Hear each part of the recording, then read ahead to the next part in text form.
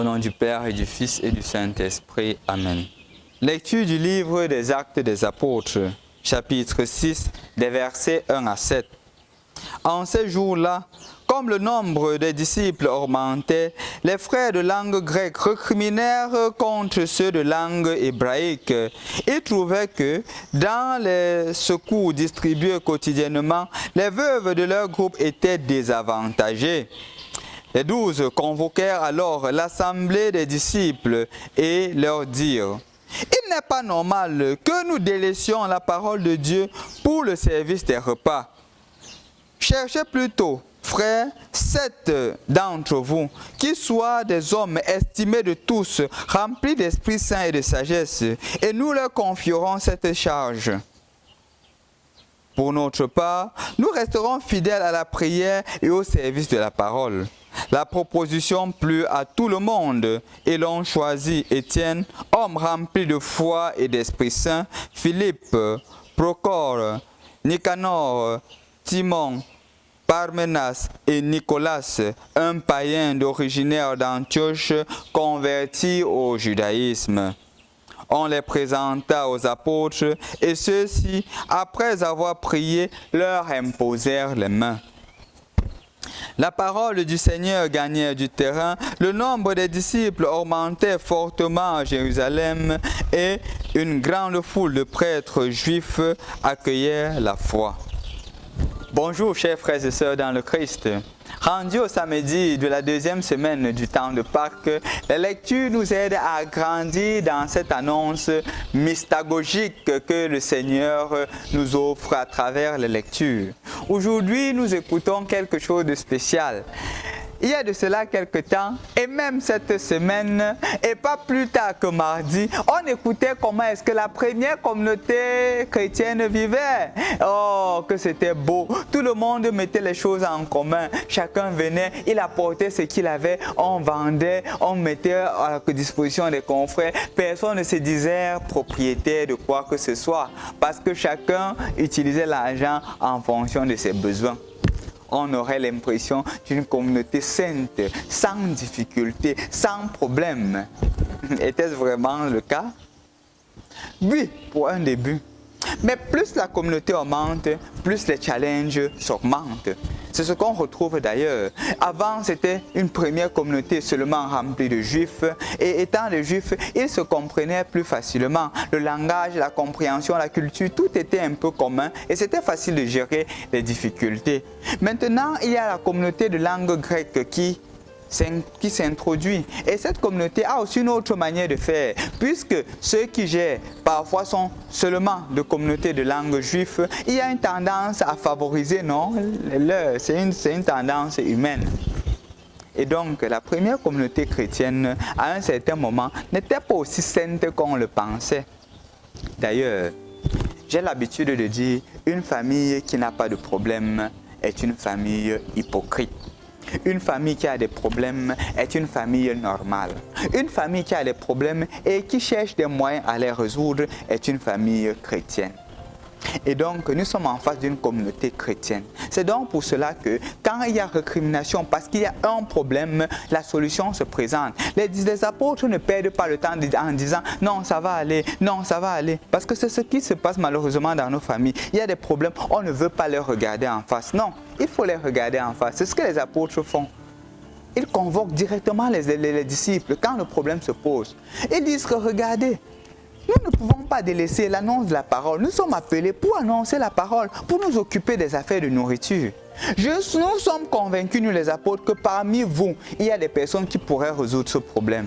C'est là où le sacrement de l'ordre au premier degré prend naissance à travers l'institution des diacres. C'est pour cela qu'il dit choisissez 7 d'entre vous, capables et estimés de tous. Il choisit 7, parmi lesquels Étienne. Et c'est là qu'on ordonne les 7 qui sont au service de la communauté. Et c'est ce que Étienne fait. C'est ce que les autres 7 font. Ils se mettent au service de la communauté pour résoudre ce problème. Mon frère, ma soeur, je voudrais t'inviter à prendre en considération plusieurs choses ici. Premièrement, comment est-ce que nous gérons les conflits dans nos familles? Comment est-ce que nous gérons les conflits dans la société? Comment est-ce que nous gérons les conflits où nous sommes responsables, nous exerçons des postes de responsabilité? Est-ce qu'on prend un parti? Est-ce qu'on regarde seulement nos intérêts ou on cherche à ce que l'annonce de Dieu soit présente? Parce que cette annonce-là doit être totalement présente. La preuve. Les apôtres, qu'est-ce qu'ils ont fait? Ils n'ont pas retardé quand il y a eu la difficulté. Ils n'ont pas retardé quand il y a eu le conflit. Ils ont dit, choisissez et on résout le problème. Et parfois, on cherche des solutions lointaines, pourtant les solutions sont à côté de nous. On pensait que c'était les apôtres qui pouvaient résoudre le problème. Mais sous l'action de l'Esprit Saint, ils sont convaincus que le problème n'est pas, la solution n'est pas loin. La solution est présente. C'est pour cela qu'il dit clairement à ses disciples que, regardez, choisissez entre vous 7 qui puissent résoudre ce problème. Et justement, sous l'action de l'Esprit Saint, on choisit 7 qui ont résolu le problème, qui ont été capables de résoudre ce problème. Donc, mon frère, ma soeur, parfois ne va pas chercher des solutions lointaines, pourtant elles sont proches de toi. Parfois, on pense que c'est en changeant de religion, c'est en changeant d'église que la solution vient. Non, la solution ne vient pas en changeant d'église. La solution est à côté de toi. Parfois, on pense que le mari que j'ai à la maison, c'est le pire des maris. Non, il faudrait que je cherche un autre mari. Non, tu ne trouveras pas meilleur. Le meilleur, c'est à côté de toi. Ne pars pas chercher loin ce qui est à côté. Ne pars pas chercher loin les solutions qui sont proches de toi. Sois seulement capable d'ouvrir les yeux et tu verras les merveilles de Dieu. Sois seulement capable. Ce que le Seigneur te demande aujourd'hui, c'est la capacité d'ouvrir les yeux. Dans des solutions, dans des problèmes, les solutions ne sont jamais loin. Parfois, on va les chercher très loin. Non, elles sont autour de nous. Elles sont proches de nous. Une autre chose que je voudrais partager avec vous, chers frères et sœurs dans le Christ, spécialement en rapport avec la lecture que nous venons d'écouter, c'est la phrase qui conclut la première lecture d'aujourd'hui. On dit que l'évangélisation gagnait du terrain. La parole de Dieu gagnait du terrain. Ça veut dire quoi? Le conflit est arrivé. Ils n'ont pas négligé le conflit. Ils ont résolu le conflit. Et justement parce que le conflit a été résolu, voilà que l'évangile continue son chemin. Donc, mon frère, ma soeur, parfois les conflits ne sont pas toujours une finalité en elle-même. Les conflits sont des moyens à travers lesquels le Seigneur te présente pour pouvoir avancer plus rapidement.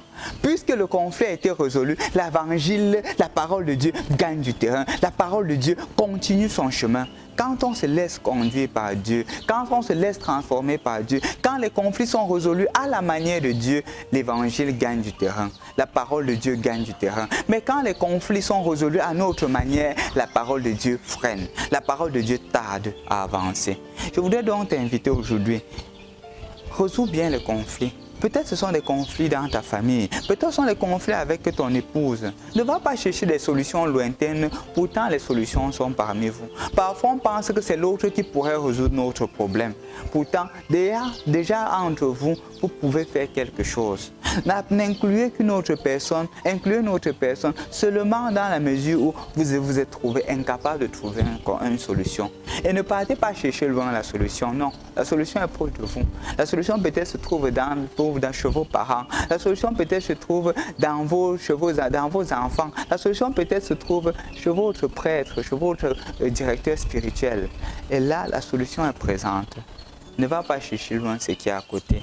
Et aujourd'hui, rends-toi compte que même la première communauté chrétienne a eu des difficultés. Même la première communauté chrétienne s'est trouvée dans des conflits. Mais elle a trouvé des solutions. Et ce sont ces solutions-là qui ont permis à ce que toi et moi nous recevions l'évangile aujourd'hui. Toi aussi, ne laisse pas les conflits prendre le dessus sur toi. Laisse Dieu prendre le dessus sur toi en trouvant des moyens pour résoudre ce conflit avec la parole de Dieu, comme les apôtres l'ont fait aujourd'hui. Au nom du Père et du Fils et du Saint-Esprit. Amen.